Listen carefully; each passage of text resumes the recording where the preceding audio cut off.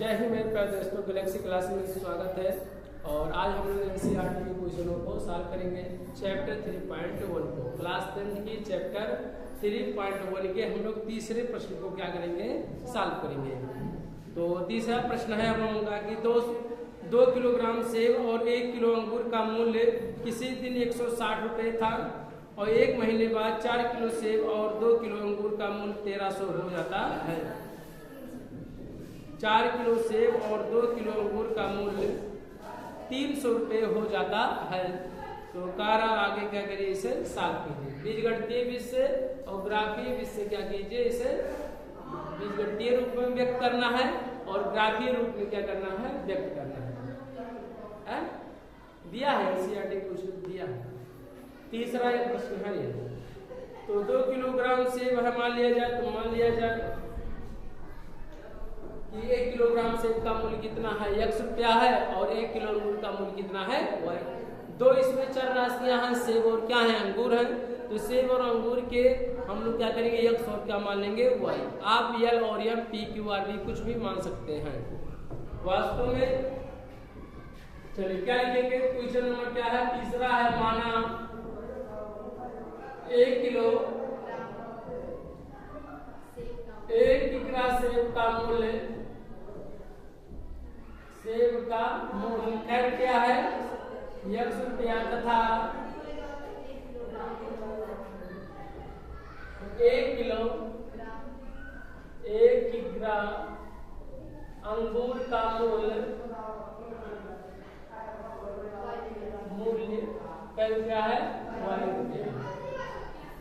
मान लिया गया कि 1 किलोग्राम यानी किग्रा माने क्या होता है, किलोग्राम होता है। 1 किलोग्राम सेब का मूल्य 100 रुपया है और 1 किलो अंगूर का मूल्य कितना है, 2 रुपया है। प्रश्न में कहा है कि 2 किलोग्राम सेब क्या करेंगे, 2 किलोग्राम सेब नीचे लिखेंगे प्रश्नानुसार। प्रश्नानुसार का मतलब है कि प्रश्न के अनुसार क्या कहा, 2 किलोग्राम सेब और प्लस कहा कि 1 किलोग्राम अंगूर का मूल्य क्या रुपया है बाबू, 160 रुपये था। कितना था, 160। तो 1 किलोग्राम का मूल्य 100 रुपया है, तो 2 किलोग्राम सेब का मूल्य कितना होगा, 2x हो जाएगा। तो हम लोग क्या लिख देंगे, 2x कर देंगे और प्लस इसके बाद क्या करेंगे, 1 किलो अंगूर का मूल्य, तो 1 किलो अंगूर का मूल्य कितना है, 2 रुपया है। दोनों को मिलाकर वह कितने रुपए था, तो 160 रुपये था। कितना था, 160। 2 किलोग्राम सेब का मूल्य और 1 किलो अंगूर का मूल्य दोनों को मिलाकर माने दोनों का जोड़ लिया जाएगा तो कितने रुपए के बराबर था, तो 160 रुपये के क्या था, बराबर था। इस बात को पाछांतर कर लेंगे तो कितना होगा, 2x होगा प्लस y माइनस कितना होगा, 16 इक्वल टू क्या होगा, 0। अब प्लस से क्या करेंगे, पाछांतर कर लेंगे।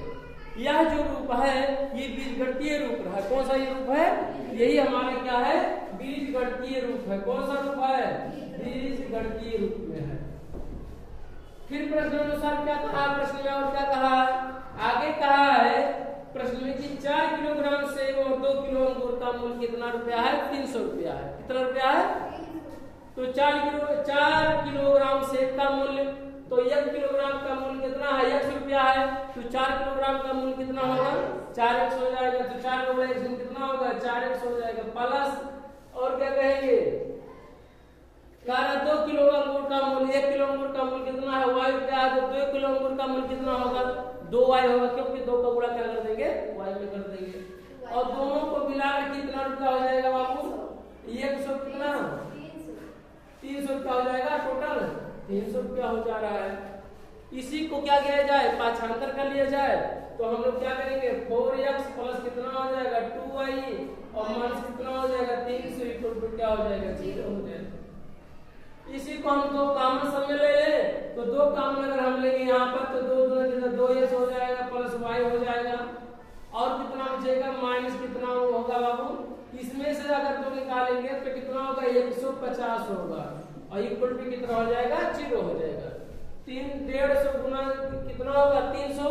अगर इसमें से 2 निकालेंगे, गुणनखंड निकालेंगे बाहर तो 100 क्या बचेगा, 50 बचेगा यहाँ पर।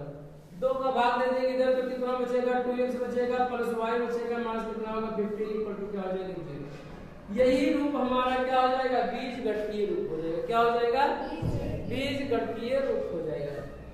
अब हम लोग क्या करेंगे, ये तो रहा इस प्रश्न का कौन सा पहला अगर रहा कहा कि इस प्रश्न को बीजगणितीय रूप में व्यक्त कीजिए, तो बीजगणितीय रूप में क्या कर दिया गया व्यक्त कर दिया गया। अब इसी बात को हम लोगों को कहा कि ग्राफ विधि के रूप में क्या ग्राफीय रूप में क्या करिए निरूपित कीजिए या व्यक्त कीजिए।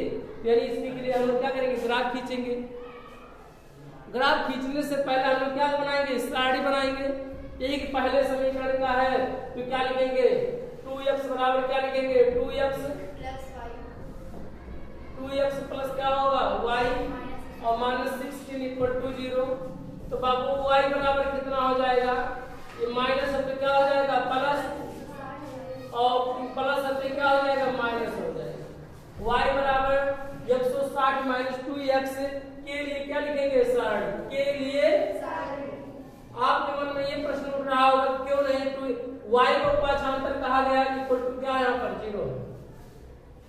y को क्यों x को y को क्यों नहीं पाछांतर किया गया, क्योंकि x का गुणक यहाँ पे 2 है तो अभी भिन्नात्मक रूप आ जाएगा। क्या आ जाएगा भिन्नात्मक रूप आ जाएगा। तो भिन्न से बचने के लिए ऐसा किए हैं। ठीक है, चाहे x बराबर का 3 हो चाहे y बराबर का 3 के दोनों वैल्यू क्या आएगा सेम आएगा। ठीक, तो आप एक में क्या करेंगे x लिखेंगे दूसरे में y।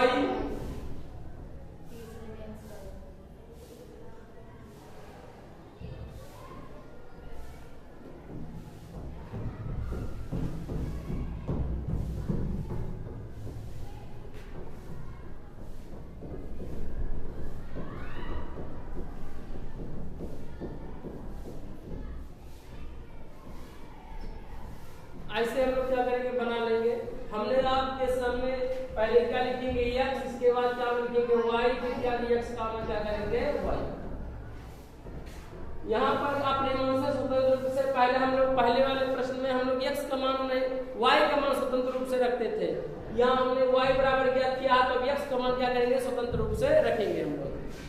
अगर यहाँ पर x का मान क्या रख दिया जाए बताओ 20 रख दिया जाए। अगर 10 रख दिया जाए तो कितना होगा बाबू 10 गुना कितना हो जाएगा 20 हो जाएगा।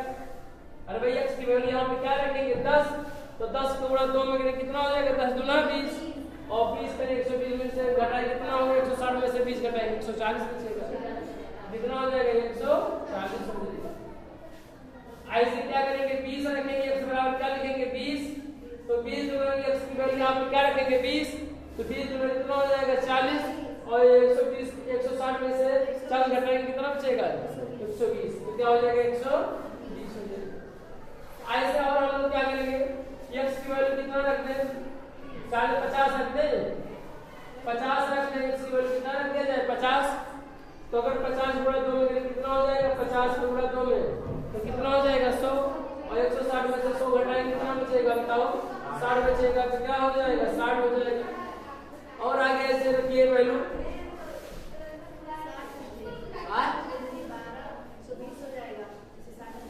और यहाँ रखिए 60 रख दिया जाए 60 रख दिया जाए 60 रख दिया तो 60 गुना कितना हो जाएगा 120 120 में 60 कितना हो जाएगा 40, तो क्या हो जाएगा 40। अब रात यहाँ पर हमने 10 20 30 रुपये रखा है जाकर 50 रखे। आप जब छोटी राशि रखेंगे यहाँ x की वैल्यू को तो y की वैल्यू क्या होगा बड़ा मिल जाएगा और y की वैल्यू मान लीजिए बड़ा x की वैल्यू अगर 0 रख देते हैं तो y की वैल्यू कितना प्राप्त होता है 160। तो 160 को दर्शाना क्या हो जाता है कठिन हो जाता है, क्योंकि 1 2 3 4 5 6 7 8 9 10 ऐसे इस तरह से क्या करते सब कार्तीय गुणनफल में हम लोग क्या करते हैं यानी कार्तीय निर्देशांक ज्यामिति में हम लोग क्या करते हैं व्यक्त करने में क्या होती है कठिनाई होती है। इसीलिए बड़ी राशि मान लेते जो जिससे x y का मान लगभग क्या रहा है दोनों क्या रहा है बराबर है। आप देख सकते हैं 50 तो 60 20 120 है। ये कितना हो जाएगा 110 का मान कितना हो जाएगा 140, 20 का मान कितना हो जाएगा 120 और कितना होगा 50 का मान 60, 60 का मान कितना हो जाएगा 40 हो जाएगा। ऐसे दूसरे समीकरण के लिए हम लोग क्या करेंगे ग्राफ खींचेंगे। क्या कहा है 2x plus y minus 15 equal to क्या दिया है 0 150 है।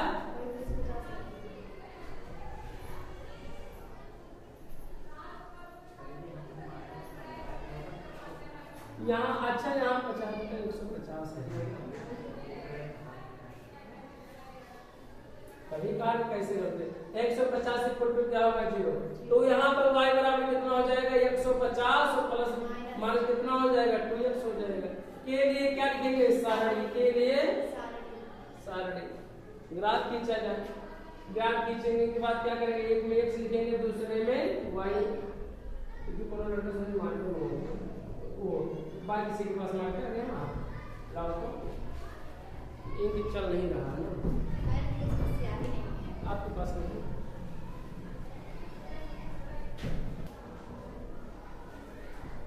बनाइए ऐसे x और y करके ऐसे, एक में x दूसरे में y तीसरे में x का मान कितना हो जाएगा y। x की वैल्यू आप स्वतंत्र रूप से रखेंगे कि y की वैल्यू, तो x की वैल्यू इसमें क्या करेंगे स्वतंत्र के रूप से रखेंगे। ठीक है, x की वैल्यू अगर 20 रख दिया जाए तो यहाँ 20 में कितना हो जाएगा 40 और 150 में से 4 घटाएंगे कितना बचेगा 110, तो क्या हो जाएगा 110 हो जाएगा। ऐसे और आप क्या करेंगे x की वैल्यू कितना रखते हैं 60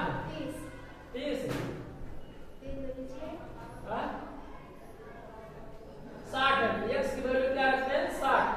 अगर x की वैल्यू 60 तो 60 में कितना हो जाएगा 120 और 120 में से 40 घटाएंगे कितना बचेगा 30 बचेगा ना। 150 में से 120 घटाएंगे कितना बचेगा 30, तो कितना हो जाएगा 30। और ऐसे करिए 40 रखें x y की वैल्यू, x की वैल्यू कितना हो गया 40, 40 गुना कितना हो जाएगा 80, तो ये कितना बचेगा 70, क्या हो जाएगा 70 हो जाएगा। इसके बाद क्या होगा बताओ, ऐसे और भी मान आप रख सकते हैं और रख दें क्या हो 50 रखते हैं 50 का कितना हो जाएगा 100 घटाए कितना बचेगा यहाँ पर 50 x की वैल्यू कितना होगा 20 का मान कितना हो जाएगा 110, 60 का मान कितना हो जाएगा 30, 40 का मान कितना हो जाएगा 70, 50 का मान कितना हो जाएगा 50 हो जाएगा। अब इसी बात को क्या किया जाए कार्तीय यानी निर्देशांक ज्यामिति वाले x अक्ष और y अक्ष पर लिखा जाए बनाया जाए और इसी में क्या किया जाए व्यक्त कर दिया जाए प्रदर्शित कर दिया जाए। इसको नोट कर लिए हो नोट कर लिया जाए। अब हम लोग क्या करेंगे x अक्ष और y अक्ष को क्या करेंगे दर्शा देंगे यहाँ पर करें ऐसे इस तरह से क्या करेंगे सबको क्या करेंगे दर्शा देंगे।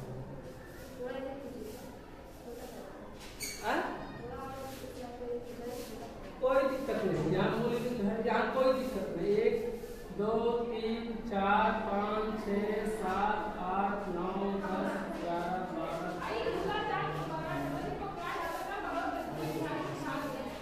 1 2 3 4 5 6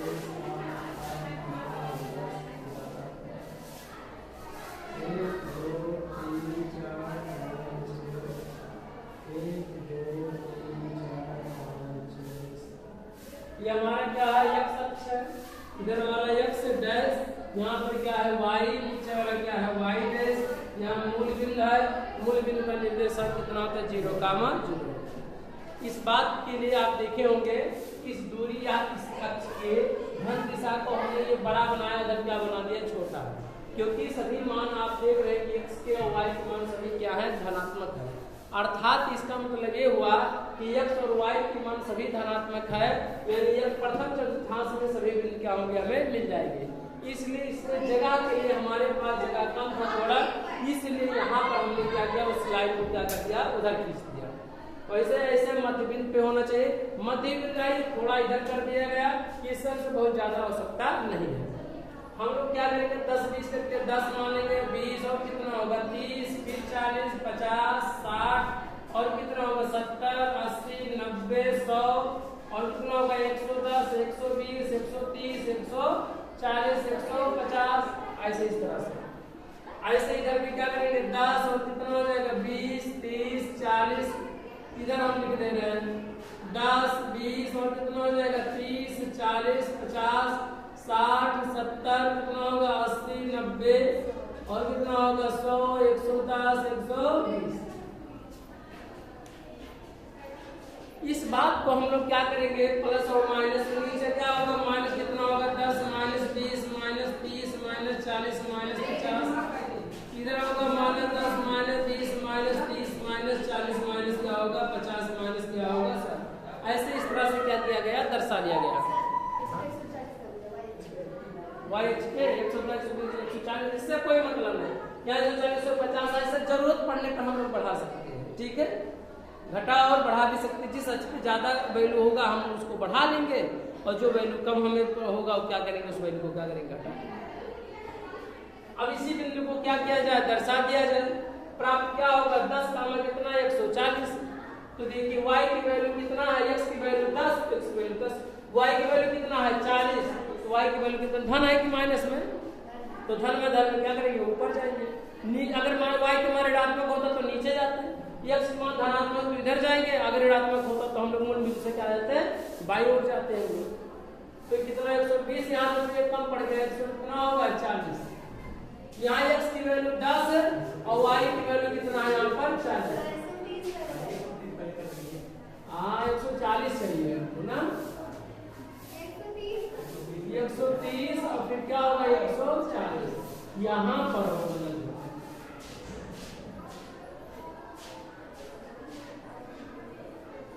यहाँ पर देख रहे हैं ना ये कितना है, 10 कामा कितना है 140, 10 कामा 140 है।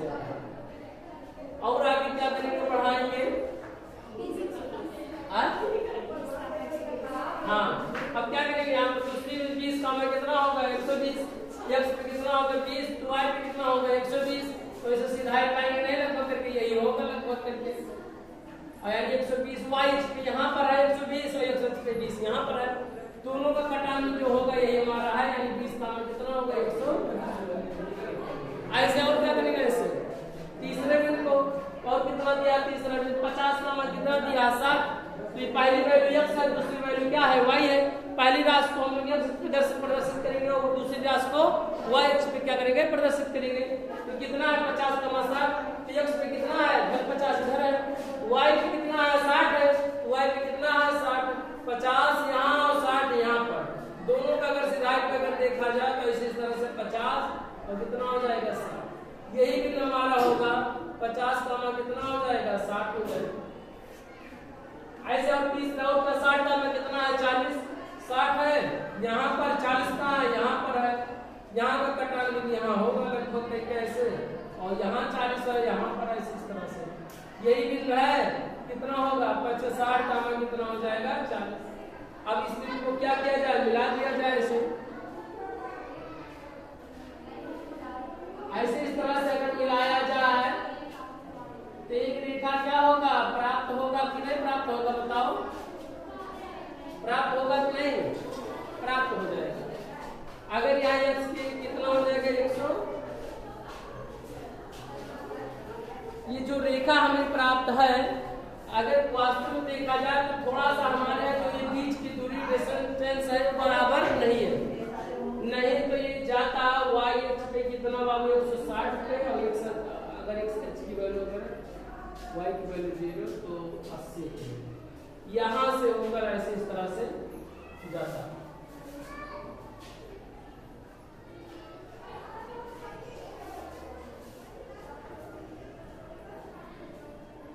ऐसे इस तरह से होकर सीधा अगर देखा जाए तो ऐसे इस तरह से 100 काटते हुए रेखा क्या होती, प्राप्त होती है। अगर सभी बिंदुओं को ऐसे मिलाया था पटरी से तो ऐसे इस तरह से एक रेखा क्या होती, प्राप्त होती। और ये जो समीकरण है किसका है, 2x प्लस y माइनस कितना 16 इक्वल टू 0 का, इसी समीकरण का क्या है, ये ग्राफ है। और आलेख इसी को कहा जाता है, क्या कहा जाता है, आलेख। यह समीकरण क्या प्रदर्शित करता है, एक सरल रेखा को क्या करता है, प्रदर्शित करता है। जो एक रेखा आपके सामने क्या है, दिखाई पड़ रहा है, थोड़ा इधर उधर दिखाई पड़ रहा होगा, लेकिन हमारे पास पटरी होता तो सीधा ही रहता, एकदम से होता। अगला हम लोग क्या करेंगे, दूसरा ग्राफ 2x बराबर 20, इसको भी दर्शा लिया जाए। चाहे इसी में वैसे तो अगर देखा जाए तो एक ही निर्देशांक काटिए, कर दिए किया जाए और बनाया जाए प्रोसेस प्रथम प्रथम द्वितीय तो उसी में क्या किया जाए दर्शाया जाए। ठीक है, तो x की वैल्यू कितना 20, y की वैल्यू कितना 110, y की वैल्यू कितना 20, y की वैल्यू कितना 110, यही हमारा बिंदु होगा लगभग कहीं कहीं यही। अगर देखा जाए तो कितना होगा ये x की वैल्यू 20, y की वैल्यू कितना 110, सीधा पे हो जाएगा वही बिंदु। दूसरा और क्या हो जाएगा x की वैल्यू 60, y की वैल्यू कितना है 30, x की वैल्यू 60 यहाँ पर है, y की वैल्यू कितना है 30 यहाँ पर है, लगभग कहीं कहीं यही मिलेगा। यही देखिए ध्यान से ऐसे इस तरह से क्या होगा यही हमें प्राप्त होगा। जो हमारा बिंदु कितना होगा 60 का मान कितना होगा 30 होगा, 40 का मान 70 है तो x अक्ष पे 40 और y अक्ष पे कितना है 70, x पे 40 यहाँ पर है, y पे कितना है 70 यहाँ पर है, तो इसकी सीधाई पे आएंगे ऐसे इस तरह से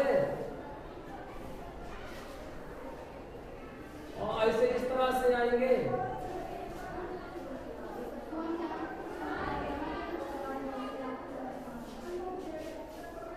यही क्या होगा मैच करेगा और जब मैच करेगा कितना होगा बाबू 40 का मान कितना होगा 70 होगा, 50 होगा नहीं 50 अब की बार 50 का मान कितना है 50 है तो x पे 50 और y पे कितना है 50, x पे 50 y पे कितना है 50, यही है 50 का मान कितना हो जाएगा 50। अगर ये देखा जाए तो एक रेखा ऐसे क्या होगी प्राप्त होगी जो ऐसे इस तरह से इसकी क्या हो रही है समांतर होकर जा रही है। प्राप्त हो रही कि नहीं है रेखा प्राप्त हो रही है। तो चाबी कहाँ है इसकी